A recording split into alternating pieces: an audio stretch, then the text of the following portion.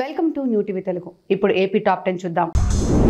Gudur అరుంధతివాడలో DSC Suryanarayana Reddy ఆధ్వర్యంలో SC ఆదేశాల మేరకు కార్డన్ సర్చ్ నిర్వహించారు. పలు ఇళ్లలో సోదాలు చేశారు. వాహనదారులకు జరిమానాలు విధించారు.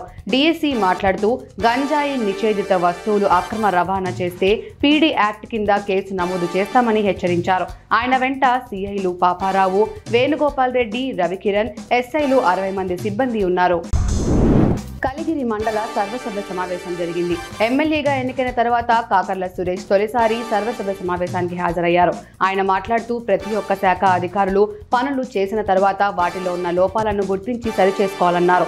ఎప్పటికప్పుడు నివేదికను ఉన్నతాధికారులకు అందించాలన్నారు. ఈ సమావేశంలో ఎన్నో తప్పులు గమనించానని, మళ్లీ అవి రిపీట్ అయితే బాగుండదని హెచ్చరించారు.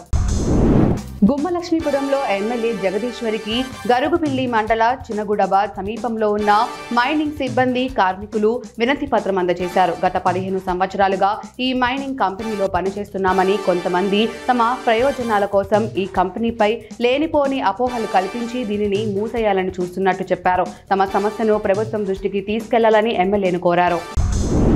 ముడి సరుకుల దిగుమతిని దృష్టిలో ఉంచుకొని బిక్కవోలు రైల్వే స్టేషన్ ని అభివృద్ధి చేయాలని MLA Ramakrishna Reddy, railway DRM Narendra పాటిలను కోరారు.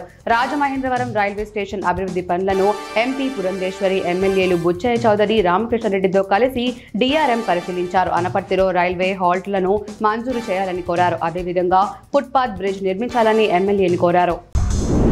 తంబలపల్లి ప్రభుత్వ ఐటీఐ విద్యార్థులకు తిరుపతిలోని ఓ కంపెనీ మెరుగైన ఉద్యోగాలు కల్పించనున్నట్లు ఇన్ఛార్జ్ ప్రిన్సిపల్ నాగరాజు తెలిపారు. ఐటీఐలో జాబ్ మేళా నిర్వహించారు. 50 మంది విద్యార్థులు హాజరు కాగా అందులో 25 మంది ఎంపికయ్యారు. ఎంపికైన విద్యార్థులకు 25,000 రూపాయలు జీతంతో నియామక పత్రాలు అందజేస్తున్నారని చెప్పారు. నర్సీపట్నంలో రవాణా శాఖ అధికారులు వాహనాల తనిఖీ చేపట్టారు. ఆర్టీఓ మూర్తి ఆధ్వర్యంలో చేపట్టిన తనిఖీలలో నిబంధనలను ఉల్లంఘించి వాహనాలు నడుపుతున్న వారి మీద కేసులు నమోదు చేశారు. ఈ సందర్భంగా ఆయన మాట్లాడుతూ ఇటీవల కాలంలో ఆటో డ్రైవర్లు ప్యాసింజర్లను పరిమితికి మించి ఎక్కించుకుంటున్నారన్నారు. డ్రైవర్లు రహదారి నిబంధనలను విధిగా పాటించాలన్నారు. లేని పక్షంలో చర్యలు ఉంటాయన్నారు.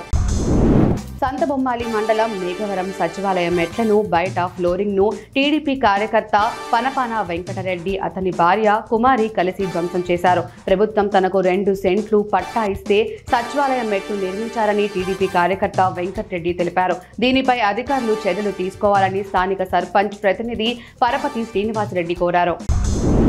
మొవ్వ మండలం కూచిపూడిలోని సిలికానాంధ్ర సంజీవని వైద్యశాలలో దివ్యాంతరి వార్డు ప్రారంభోత్సవ కార్యక్రమం జరిగింది. ఈ కార్యక్రమంలో ముఖ్య అతిథిగా రాష్ట్ర వైద్య ఆరోగ్య శాఖ మాత్యులు సత్యకుమార్ యాదవ్, పామర్ల శాసనసభ్యులు వర్ల కుమార్ రాజా, అవనిగడ్డ శాసనసభ్యులు మండలి బుద్ధ ప్రసాద్ తదితరులు పాల్గొన్నారు.